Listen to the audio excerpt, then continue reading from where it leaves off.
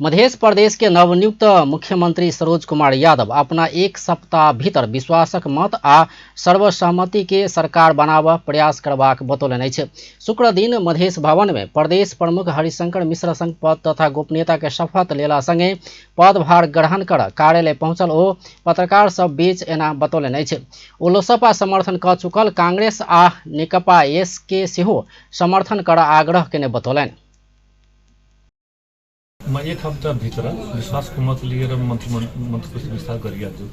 त्यो आज बिना विभागी दिनुको कारण के हो भने मात्र 3 जना मन्त्रीजीको, किनभने हामीले नेपाली कांग्रेस, लोसपा र हाम्रो माधव नेपालजीको पार्टी सबैसँग अनुरोध गरेका छौँ कि तपाईहरु समर्थन हामीले गरिदिनुस् र यो प्रदेशमा सर्वसम्मति सरकार बनोस्। त्यसकारणले हामीले जम्मा 3 वटा मन्त्रालय बिना विभागी शपथ गरेका।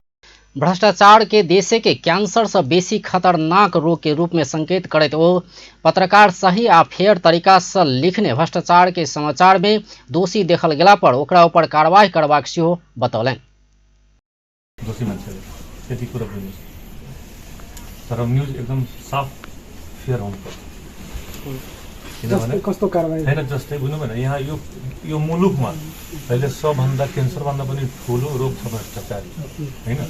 र मुलुकको जिम्मा त मसँग त छैन, तर यो प्रदेशको जिम्मा त आजदेखि मसँग त भयो। र कम्तीमा म प्रदेश र सरकारका जति कार्यालयहरू छन् त्यो कार्यालयहरूमा भ्रष्टाचारिता म हुन दिँदैन, यो प्रतिबद्धता तपाईँहरूसँग गर्दैछु। पहिला सुरुवात मेरो त्यहीँबाट। शपथ ग्रहण लगले जनकपुर धाम के शहीद द्वार पहुंचकर शहीद सभक शालिक में माल्यार्पण करने मुख्यमंत्री यादव वही के बाद मुख्यमंत्री तथा मंत्रिपरिषद के कार्यालय पहुंचकर पदभार सेहो ग्रहण केने छलथि। पदभार ग्रहण केला लगले मुख्यमंत्री यादव प्रदेशक ई गवर्नेंस के लेल मास्टर प्लान तैयार करबाक पहिल निर्णय में हस्ताक्षर सेहो केलनि।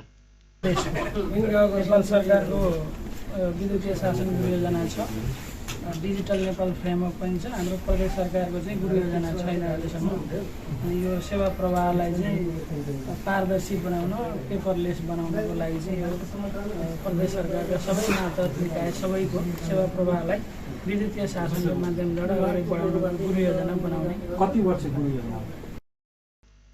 प्रदेश में सेवा के प्रभावकारी बनाव विद्युतीय संजाल संग जोड़बाक लक्ष्य संग ई गवर्नेंस मास्टर प्लान तैयार करबाक निर्णय कयल गेल ओ बतौलनि। मुख्यमंत्री यादव प्रदेशक हरेक सरकारी कार्यालय में उपराग पेटिका राख सेहो निर्देशन देलनि।